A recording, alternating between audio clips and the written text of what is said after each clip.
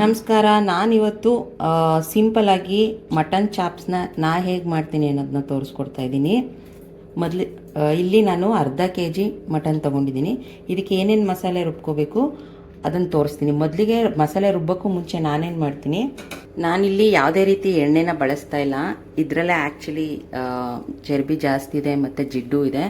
ನಾನೀಗ ಮಸಾಲೆ ಪೇಸ್ಟ್ ರುಬ್ಬಿಕೊಂಡು ಬರೋಕ್ಕೂ ಮುಂಚೆ ಇದನ್ನು ಡೈರೆಕ್ಟಾಗಿ ಕುಕ್ಕರ್ಗೆ ಹಾಕಿ ಒಂದು 2 ನಿಮಿಷ ಇಲ್ಲ 5 ನಿಮಿಷ ಫ್ರೈ ಮಾಡ್ತೀನಿ.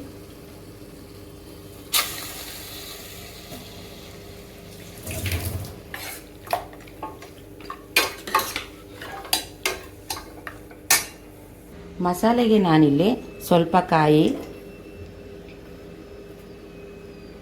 1 ಈರುಳ್ಳಿ, ಶುಂಠಿ, ಬೆಳ್ಳುಳ್ಳಿ, ಖಾರ ಹೇಗೆ ಬೇಕು ನೋಡಿಕೊಂಡು ಮೆಣಸಿನ್ಕಾಯಿ ಹಾಕೋಬೇಕು. ನಾನಿಲ್ಲಿ 4 ಮೆಣಸಿನ್ಕಾಯಿ ತೊಗೊಂಡಿದ್ದೀನಿ. ಪುದೀನ ಸೊಪ್ಪು, ಕೊತ್ತಂಬರಿ ಸೊಪ್ಪು, ಮೆಣಸು, ಚಕ್ಕೆ, ಲವಂಗ, ಅರಿಶಿಣದ ಪುಡಿ. ಇದಿಷ್ಟನ್ನು ನೀರು ಹಾಕಿ ಪೇಸ್ಟ್ ಮಾಡ್ಕೊಳ್ತೀನಿ. ಒಂದು 2 ನಿಮಿಷ ಹಾಗೆ ಬೇಯಿಸ್ಕೊಂಡಿದ್ದೀನಿ. ಅದು ನೀರು ಬಿಟ್ಟಿದೆ ನೋಡಿ. ಈಗ ರುಬ್ಬಿಟ್ಕೊಂಡಿರೋ ಪೇಸ್ಟ್ನ ಅದಕ್ಕೆ ಡೈರೆಕ್ಟಾಗಿ ಹಾಕ್ತೀನಿ.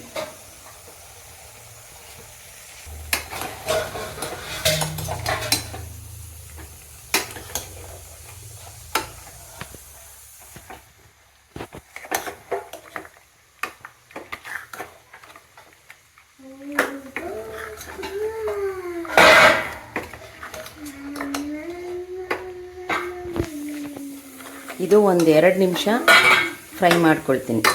ಈಗ ಒಂದು 2 ರಿಂದ 5 ನಿಮಿಷ ಹಂಗೆ ಫ್ರೈ ಮಾಡ್ಕೊಂಡಿದ್ದೀನಿ. ಈಗ ಅದಕ್ಕೆ ನನಗೆ ಎಷ್ಟು ಬೇಕು ಕನ್ಸಿಸ್ಟೆನ್ಸಿ ನೋಡಿಕೊಂಡು ರುಬ್ಬಿರೋ ಜಾರ್ಗೆ ನೀರು ಹಾಕ್ತಾಯಿದ್ದೀನಿ. ನೀರು ಹಾಕ್ಕೊಂಡು ಹಾಕೋತಾ ಇದ್ದೀನಿ.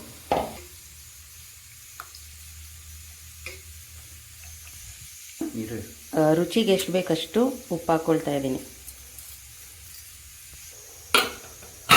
2 ವಿಷಲ್ ಕೂಗಿಸ್ಕೊಳ್ತೀನಿ.